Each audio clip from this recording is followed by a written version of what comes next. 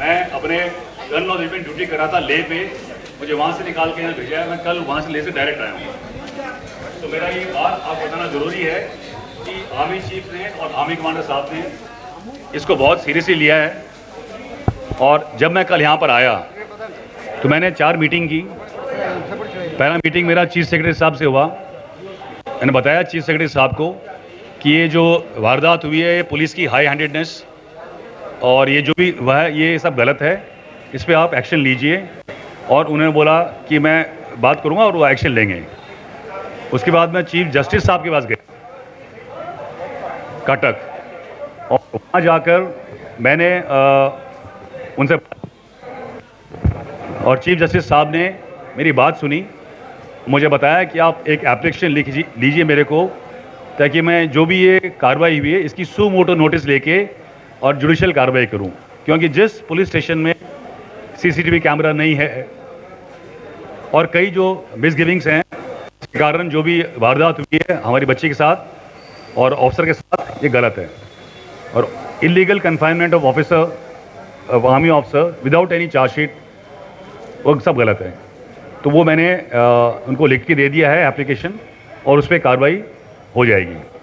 फिर मैं डीजीपी साहब से मिला, उन्होंने बोला कि हमने इनको पोस्ट कर दिया है। तो आई सेड पोस्ट से काम नहीं चलता, आपको उनको सस्पेंड करना पड़ेगा। तो आज सुबह देखा आपने कि वो तीनों जो पुलिस ऑफिशियल्स हैं उनको सस्पेंड कर दिया गया है। लेकिन सस्पेंशन से भी काम नहीं चलेगा।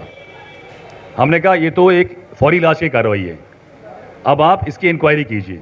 सो उन्होंने एक इंक्वायरी ऑर्डर कर दिया है। डीजी अरुण बोथरा साहब हैं, वो इंक्वायरी कर रहे हैं। मैंने उनसे मुलाकात की कल, और बोथरा साहब ने मुझे आश्वासन दिया है और यकीन दिलाया है कि मैं निष्पक्ष कार्रवाई करूंगा क्राइम ब्रांच से। उसके अंदर हमने बोला हमारा भी एक रेप होना चाहिए आर्मी का, बट आर्मी का रेप प्रोसेस हिसाब से नहीं हो सकता।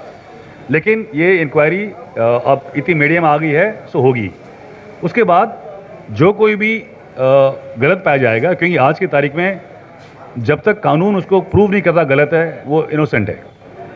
तो जो कोई भी इंक्वायरी में निकलेगा, मुझे यकीन है सही निकलेगा और बिल्कुल ट्रांसपेरेंट रहेगी।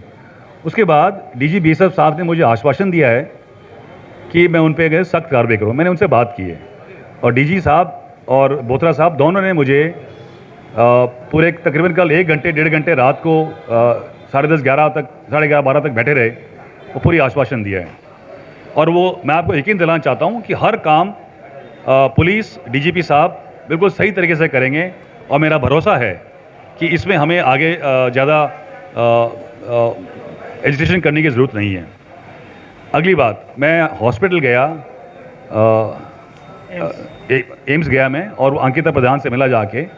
वैसे किसी को मिलने की अनुमति नहीं थी, लेकिन मुझे अनुमति दी गई। मैं मिला जाके, उसकी हालत ठीक है, मेडिकल भी किया जा रहा है, और जो कुछ भी फॉरेंसिक मेडिकल भी होता है साथ साथ, जो कुछ भी मेडिकल रिपोर्ट आएगी, मेरा यकीन है कि वो जो भी सच बोलेंगे उसके हिसाब से जो मेडिकल अथॉरिटीज़ ने उनके अगेंस्ट या कोई भी कार्रवाई की गई उसके ऊपर भी उनको एक्शन लिया जाएगा। सो मेरा ये एक सर्विसमैन से ये दरख्वास्त है कि आपका गुस्सा जायज़ है, लेकिन जो कुछ भी कार्रवाई हम चाहते हैं वो हो रही है। और आपको मैं विश्वास दिलाना चाहता हूँ कि आर्मी चीफ खुद इस चीज़ को मॉनिटर कर रहे हैं, और आर्मी कमांडर साहब दोनों मिलकर इसको मॉनिटर कर रहे हैं। और उन्हें ये बताया है कि जो कुछ भी कार्रवाई हो वो संविधान कानून के हिसाब से की जाए। हम कानून अपने हाथ में नहीं ले सकते, लेकिन आपका गुस्सा और इसके बाद देखते हुए जो एक्शन सरकार ने लिया है, उड़ीसा गवर्नमेंट ने लिया है, मेरे ख्याल से वो बहुत सही दिशा में है।